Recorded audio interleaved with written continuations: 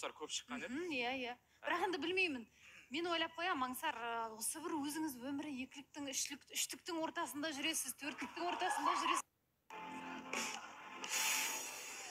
Қош келдіңіз, Аңсар. Саламатсыздар ма, баршаңызға қош көрдік.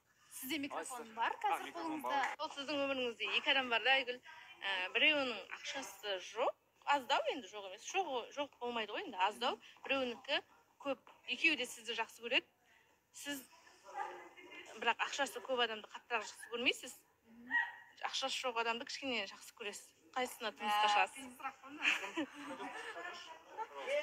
Негізі айтады, өзін сүйген емес, сені сүйген сүю керек. Сол үшін мені более қатты жақсы көреді, тем более ақшасы. Сол адамды таңдайсыз. Айгүлдің көңілі қалай екен, көңіл күйіңіз қалай? Күшті ма бүгін? Бүгін қыздың көзі қызылда болып, қып-қызыл болып. Демек, екі жігіттің біреуі сізге ұнады де. Солай ма? Пока ештеңе айта алмаймын. Әзірге ештеңе айта алмайсыз. Жалпы кездесулер қалай болып жатыр? Жақсы негізі.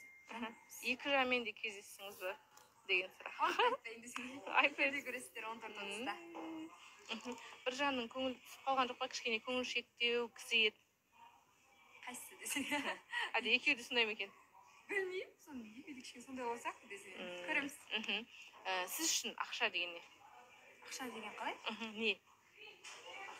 Ақша деген ақша? Ақша деген ақша. Сіздің өміріңізде қатты орын ала ма, маңызды?